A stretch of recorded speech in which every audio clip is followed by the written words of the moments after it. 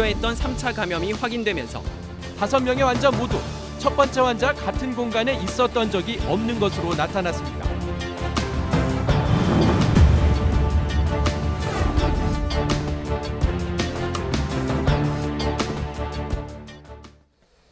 예, 그동안 저희가 보내드린 보도 내용이었는데 보신 것처럼 국내에서 벌어진 메르스 양상은 외국 사례하고 좀 다른 게 많았습니다. 그러다 보니까 정부 대응에 있어서 혼란도 더 커졌던 모습인데 외국 연구 내용과 어떤 부분이 달랐고 또 이에 대해서 미리 대비할 수 없었던 건지 오늘 팩트체크에서 짚어보겠습니다. 김필기 기자, 예. 기존 외국의 연구 결과만 너무 그대로 믿다 보니까 새로운 상황에 대처할 수 없었다. 이런 경우가 좀 있었던 거죠. 예, 그중에서도 가장 대표적이었던 게 그러니까 이제 감염을 결정하는 밀접 접촉의 범위였습니다. 예. 자, 그러니까 정부에서는 메르스 발생 초기에 감염자와 2m 이내에서 1시간 이상 접촉한 사람을 관리 대상으로 보겠다 이렇게 밝혔는데요. 자, 이거는 미 질병통제예방센터 CDC 기준을 그대로 적용한 겁니다. 예. 지금 보시면은요, 여기서도 클로즈 컨택, 그러니까 밀접 접촉의 기준을 6피트, 2m 정도로 규정을 해놓고 있는 거 확인할 수 있습니다. 예. 하지만 평택 성모병원에서요, 감염자가 있던 병실 밖에서도 2차 감염이 일어났었죠. 또 삼성 서울병원에서도 의사였던 35번 감염자가 원래 환자와 밀접 접촉을 한 것도 아닌데 감염된 게 드러나면서 결국 우리에게는 기존 2m 기준이 적용되지 않는구나 이렇게 알게 됐던 겁니다. 그리고 저 아까 1시간이라고 그랬잖아요. 예. 1시간 아닌 것 같은데요. 그렇습니다. 이거 정부에서도 외국의 연구 사례를 바탕으로 1시간 이상 감염자와 접촉하면 위험하다고 앞서 정부 관계자도 또 이야기를 했던 건데요.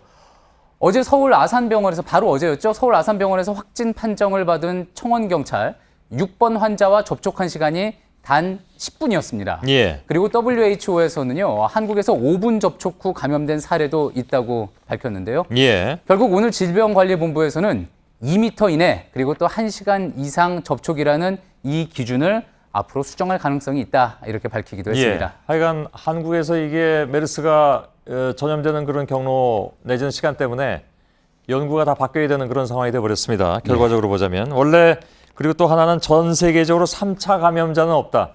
이게 가장 틀린 것 같은데요. 지난달 27일이었죠. 문영표 장관이 이제 국회에 나가서요. 의원들의 질문에 아직까지 세계적으로 3차 감염이 보고된 사례는 없다 이렇게 대답을 했습니다. 자, 그런데 이 발언이 나온 지 불과 엿새 만에 세계 최초로 우리나라에 3차 감염자가 발생했고요. 심지어 이 가운데 사망자도 나와서 현재 3차 감염자 수는 77명에 달합니다. 그 전체 감염자 수 중에 사실은 대다수가 3차 감염자가 돼버렸잖아요. 그렇습니다. 예. 그러니까 이제 외신에서는요. 또 해외 기관에서도 연구기관에서도 한국에서 3차 감염 사례 이렇게 나오는 거 정말 이례적이고 또 한국이 그래서 중대한 국면에 들어섰다는 내용을 전하기도 했습니다. 예. 자, 3차 감염 이후에 이제 또 지역 감염 우려도 나오고 있지만 여태까지는 뭐 아니긴 합니다만은 그것도 상당히 좀 우려할 만한 상황이고 이게 그래서 그 전 세계적으로 사례가 없다는 것만 가지고 다 안심하고 그럴 수는 없는 것 같습니다. 예, 그렇습니다. 이 부분이 특히 그래서 또 중요한 부분이었던 건데요.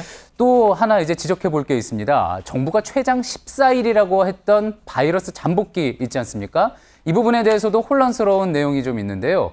일단 세계보건기구에서도 메르스 바이러스가 몸에 들어와서 증상이 나타나는 시기, 그러니까 이 잠복기를 지금 보시는 것처럼 1.9일에서 14.7일로 봤습니다. 그러니까 잠복기 14일로 최장 본 것은 그것에 따라서는 틀린 건 아닌데요. 그래서 또 이를 바탕으로 정부에서는 각 병원별 감염 의심자의 잠복기를 자 이렇게 14일씩 계산을 해서요. 보시는 것처럼 9일이 이제 고비가 될 수 있다. 또 12일이 고비가 될 거다 예상을 했던 겁니다. 그런데 일부에서는 14일이 지난 뒤에도 잠복기 14일이라고 했던 그 기간이 지난 뒤에도 증상이 나온 경우가 있었고 무려 18일 후에 발병한 경우도 보고가 됐습니다.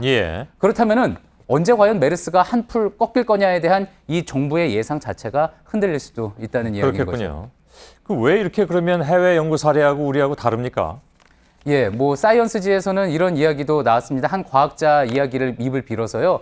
한국에 퍼진 뭐 메르스가 변형된 바이러스일 수도 있다. 그리고 또 뭐 한국인이 다른 나라 사람보다 유전적으로 메르스에 취약할지도 모른다. 뭐 이렇게 인용을 하기도 했는데요. 다른 계열 바이러스 아니라고 지난번에 연구 결과 또 나오지 않았습니까? 맞습니다. 그리고 또 뭐 유전적으로 취약하다는 것도 현재까지는 전혀 입증된 바가 없습니다.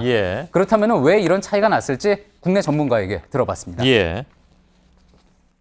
이 글로벌 스탠다드의 어떤 의료 환경이 맞는 것과 우리가 안 맞았던 거죠. 미국 캐나다 병원에서의 2m와 같은 명실이라는 개념을 한국 한택 성모병원의 2m와 같은 명실이라고 개념으로 똑같이 생각하는 것. 이게 상식이 없는 거죠. 어떻게 보면. 현장 감각이 없는 거예요. 예. 예, 병원 환경을 다르게 봐야 된다는 이야기였는데 또 우리 문화상으로 보호자가 보통 환자 바로 옆에서 또 간병을 하지 않습니까? 예. 또 그리고 가족 친지가 문병도 자주 오고요. 이런 문화적인 부분도 감안을 했어야 한다는 지적이었습니다. 예. 하긴 임 교수 말씀 맞다나 미국 그 병원 환경하고 우리 환경하고 그렇게 다른데 예. 똑같이 2m라고 생각한 것 자체가 너무나 넌센스가 아니냐 이런 얘기거든요. 예. 굉장히 공감이 가는 그런 내용인 것 같습니다. 글로벌한 학계 연구 결과라고 하더라도 결국은 우리 상황에 안 맞는 경우가 대단히 많다라는 거. 그걸 예. 생각할 수밖에 없는. 그 문자 그대로 받아들여서는 안 된다라는 것. 예. 이번에 아주 큰 교훈인 것 같습니다. 그렇습니다. 그렇다면 이제 문자 그대로 받아들이지 않는다면은 과연 정부가 어떻게 했어야지 됐느냐? 예. 정부는 어쩌면 그 답을 이미 알고 있었습니다. 한번 들어보시죠. 예. 현 상황은 감염병 위기 경보 주의 단계이나 지역사회 감염 가능성을 미연에 차단하기 위해서 정부에서는 심각 단계 수준에 준하는 그런 대응을 하고 있습니다. 예. 예, 그러니까 더 나쁜 상황을 가정해서 선제적으로 대처하겠다. 이게 옳은 방법이기는 한데요. 예. 하지만 저 이야기가 나온 게 메르스 최초 환자가 발생한 지 20일 만입니다. 예. 너무 늦게 깨달은 건 아닌지 그래서 아쉬움이 남는 대목입니다. 예. 김필기 기자와 함께했습니다. 수고했습니다.